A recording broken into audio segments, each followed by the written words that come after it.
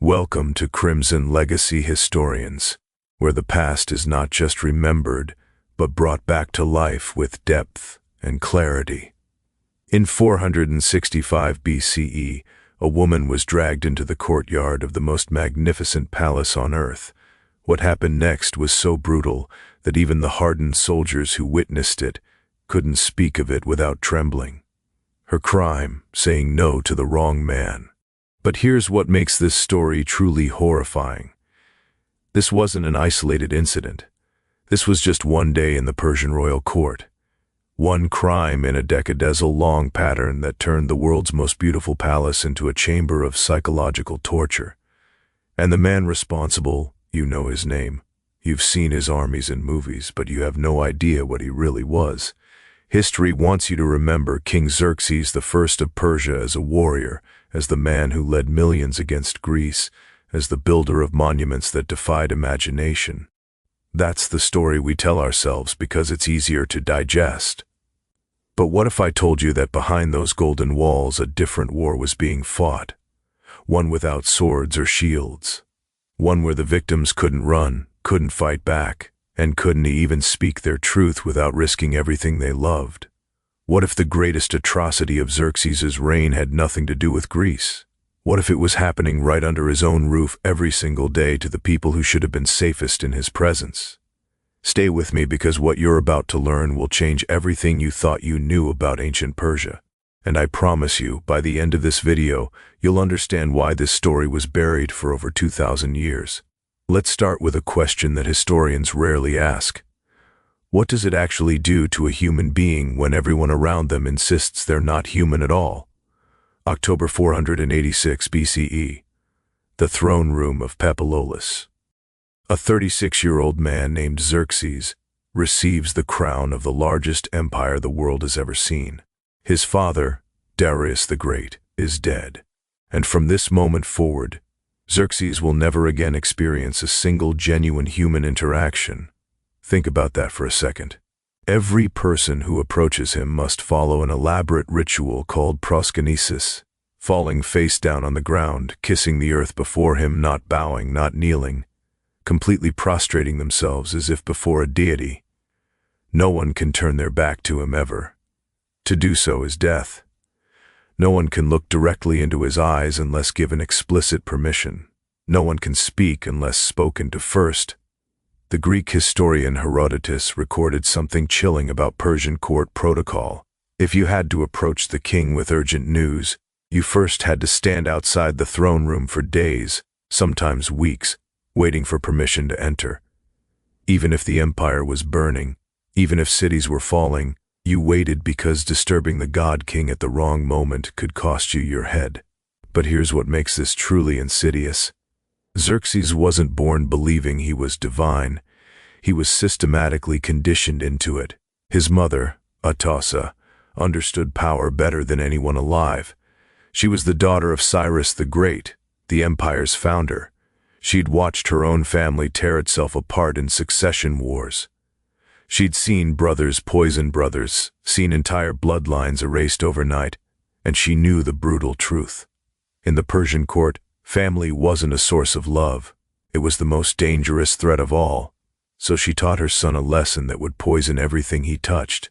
Trust nothing, control everything, show no weakness. Because the moment you're seen as human, the moment you're seen as vulnerable, you're already dead. The Greek sources tell us Atossa had enormous influence over Xerxes, more than any father figure or advisor. And what she created wasn't a king. She created something far more dangerous, a man who genuinely believed that other human beings existed only as extensions of his will. Now, let's talk about the place where this all unfolded, the royal household itself. Hollywood gets this spectacularly wrong. When we picture ancient Persian kings, we imagine some kind of eternal bachelor party, hundreds of wives, endless pleasure, a fantasy of absolute indulgence. But the reality was far more complex and in some ways far more disturbing. The Persian royal household, called the Andarun, was actually a sophisticated political institution. And contrary to popular belief, Xerxes appears to have been married to only one woman throughout his entire adult life, Queen Estress. Think about the implications of that. This wasn't a harem of disposable women who could be ignored. A mistress was a permanent fixture, a woman of immense power in her own right. She owned vast estates. She commanded her own household troops. She held audiences with foreign dignitaries. Ancient records show she even controlled major construction projects across the empire. But here's the catch that makes this entire system so psychologically twisted. All of that power existed at Xerxes's pleasure. With a single word, he could strip it all away. The royal household was home to the most powerful women in the empire. The king's mother, his wife, his sisters, his daughters, and the wives and daughters of his closest relatives. These women lived in unimaginable luxury. They wore robes worth more than entire cities. They dined on delicacies brought from every corner of the known world. They were attended by hundreds of servants who existed solely to fulfill their wishes. But they were also prisoners. The Greek physician Ctesias, who served at the Persian court decades after Xerxes's death, left us descriptions of the royal household that sound like something from a nightmare. The women's quarters were sealed off from the outside world by massive walls and locked gates. Male visitors were forbidden entirely, except for the king himself and a small number of eunuchs who'd been castrated specifically to serve in the Anderon. The women could look out from high windows at the city below, but they couldn't leave. They could hear the sounds of life beyond the walls, but they couldn't participate in it. They had everything except the one thing that matters most, agency over their own existence. And here's what makes this even more horrifying. This wasn't seen as oppression. This was seen as honor, as protection, as the highest privilege a woman could achieve. The women themselves had been raised from birth to see this cage as a palace, to see their powerlessness as power, to see their isolation as intimacy with divinity itself. This is what makes systemic control so insidious. The victims internalize it, they defend it. They can't even imagine an alternative. For decades, this system functioned exactly as designed. The official Persian records carved into stone monuments across the empire speak only of order, prosperity, and divine harmony. Everything was perfect. Everything was controlled. And then something went catastrophically wrong. Here's where Herodotus enters the story. Writing about 30 years after Xerxes's death, he recorded an incident so disturbing that scholars have debated its authenticity for over 2 millennia. And I want to be clear with you, Herodotus was Greek, writing for a Greek audience who had every reason to hate Persia. His account could be propaganda, it could be exaggeration, it could even be complete fiction, but the details he provides are so specific, so psychologically precise that they deserve our attention. According to Herodotus, Sumt. I may, in the late 400 seconds and 70 seconds BCE, after the disastrous Greek campaign, after Xerxes had returned to Persia in humiliation, the king developed an obsession with the wife of his own brother Masisters. This woman's name isn't even recorded. History didn't bother to preserve it. Let's call her what she was, a victim. She was married to one of the king's most powerful military commanders, a man who commanded armies and governed entire provinces. She was a mother. She was, by all accounts, living a relatively normal life within the constraints of royal culture. And Xerxes wanted her. Now, this is where the story gets psychologically revealing, because Xerxes didn't just take what he wanted. Remember, he believed he was divine. He believed that everything and everyone existed for his pleasure. But even with all that conditioning, some part of him apparently still sought consent, still wanted to be desired, not just obeyed. So he approached her, made advances, made promises, and she said no. Think about the courage that took. This was the most powerful man on earth, who had absolute legal authority to take anything he wanted, who had executed people for far less than refusing him. And she looked him in the eye and said no. For most men, that would have been the end of it. Even for most tyrants, there would have been consequences, but the matter would have ended there. But Xerxes wasn't most tyrants. His conditioning had taught him that his desires were cosmic imperatives, that resistance to his will was a form of disorder in the universe itself, something that needed to be corrected. So he didn't give up. He simply shifted his focus to her daughter. Artante was probably in her late teens or early 22nd. She was Xerxes' own niece, and unlike her mother, she apparently didn't have the strength or perhaps the awareness to refuse. The affair began, and here's where it gets even or twisted. Xerxes, who'd been rejected by the mother, now had complete control over the daughter, and some part of him needed to prove that control to demonstrate his power in a way that would hurt the woman who dared to refuse him. According to Herodotus, Xerxes promised Artit to anything she wanted. Anything in the empire, name it, and it was hers. And Arte, whether manipulated into it or genuinely desiring it, asked for a specific robe, a magnificent one-of-a-kind garment that had been personally woven by Queen Amstress herself, incorporating gold thread and Persian royal purple. It was a symbol of the queen's status, unique in all the world. Xerxes gave it to her. Now, let's pause and think about what this means. Xerxes wasn't stupid. He knew exactly what he was doing. He knew that giving his mistress his wife's personal garment was a deliberate, calculated insult. He knew it would provoke a mistress, and on some level, he probably wanted it to, because this is what absolute power does to empathy. It doesn't just diminish it, it inverts it. The suffering of others becomes entertainment. Conflict becomes sport. Other people's pain becomes proof of your own supremacy. When Queen Amstress saw her robe on Artanta, she understood immediately what had happened, and she planned her response with the cold precision of someone who'd spent her entire life navigating the brutal politics of the Persian court. But here's what makes this story transcend simple palace intrigue.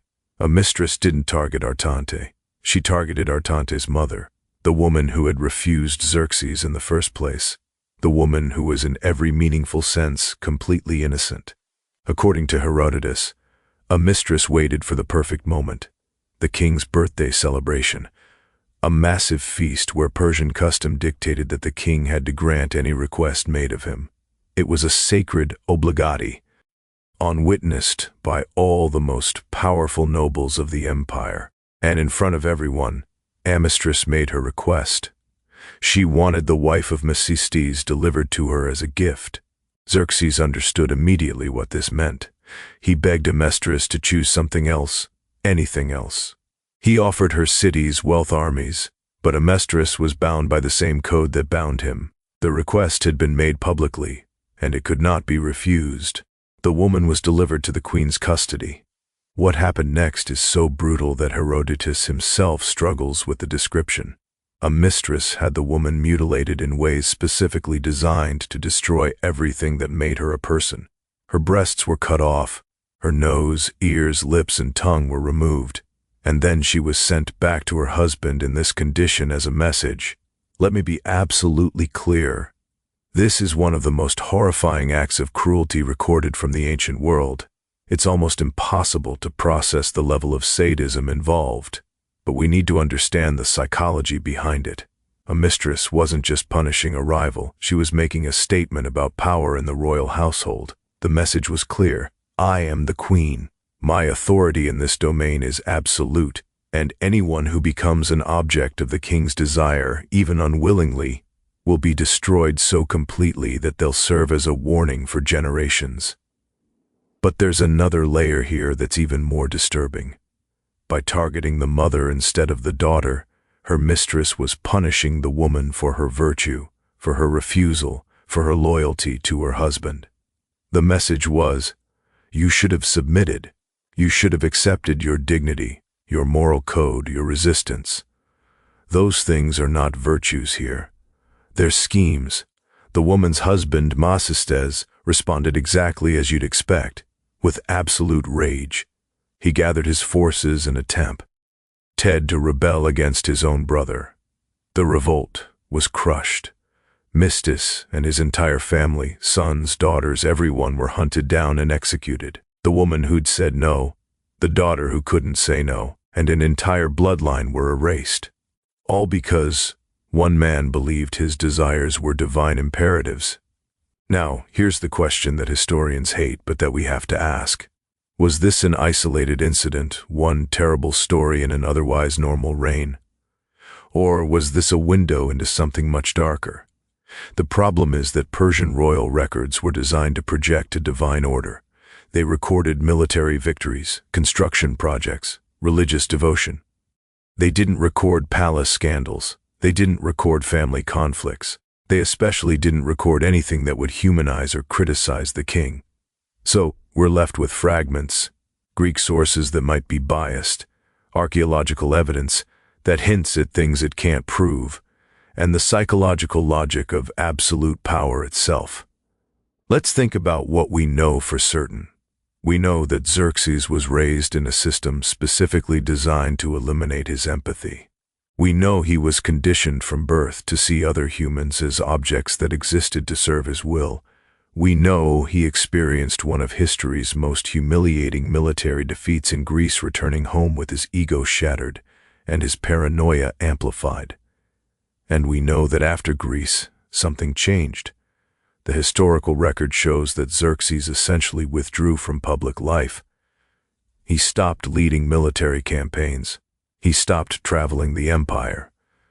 He retreated into his palaces, particularly the one at Persepolis, and spent the last years of his reign focused on building projects and what sources vaguely describe as private pursuits.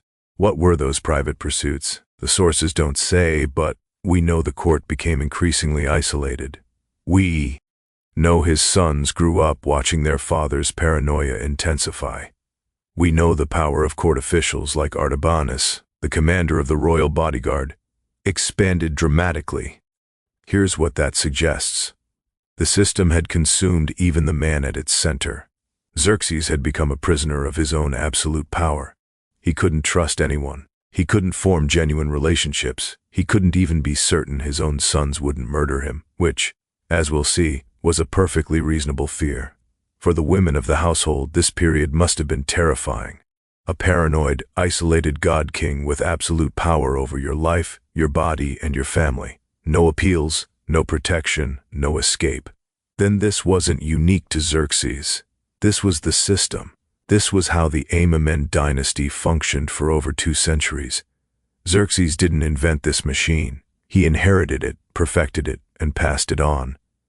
August 465 BCE, the palace at Persepolis.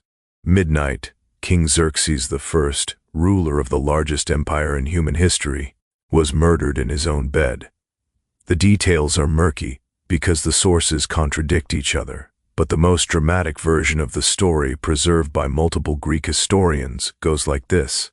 Arturab Barnes, the commander of the royal bodyguard, the man whose entire job was protecting the king, led the conspiracy.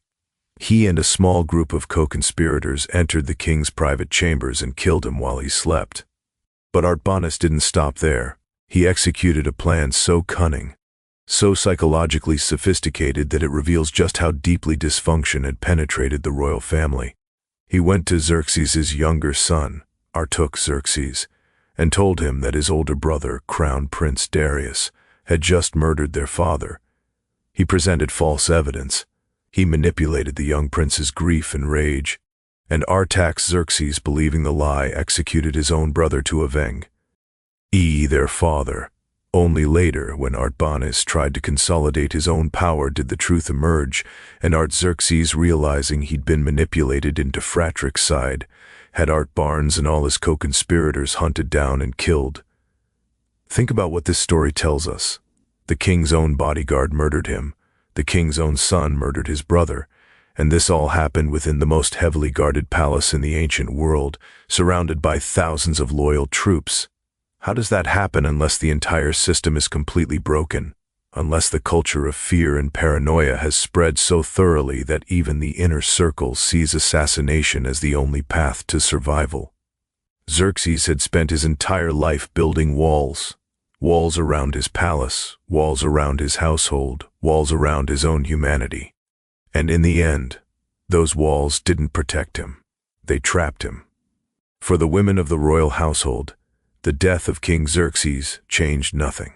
Artaxerxes the first inherited the throne, and he inherited the system. The Andaran continued. The practice of viewing royal women as political assets continued. The isolation, the control, the reduction of human beings to instruments of dynastic power, all of it continued. In fact, it intensified. Artaxerxes, his own son, the future Darius II, married his half-sister Parysatis in a union specifically designed to consolidate power. This practice of sibling marriage became more common in later Achaemenid generations, influenced by Zoroastrian traditions, but driven by political calculation for the next century and a half until Alexander the Great burned Pepilolis to the ground. The system persisted. Generations of women were born, lived and died within those walls, never knowing any other reality. And here's the truly chilling part. This wasn't seen as tragedy. This was seen as civilization, as order, as the natural way of things. The gods who enforced it thought they were doing their duty. The priests who blessed it thought they were serving the gods.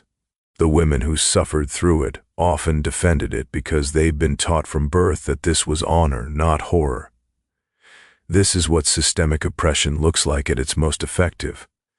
When the victims can't even recognize their own oppression. When the cage is so beautiful that you forget it's a cage at all. The ruins of Pipilis stand today in the Iranian desert, their columns reaching toward the sky like broken fingers. Tourists walk through them, imagining the glory that once was. But those stones remember different things. They remember the women whose names weren't recorded, the voices that weren't heard, the lives that were lived entirely at someone else's pleasure. The story of Xerxes' household isn't just ancient history,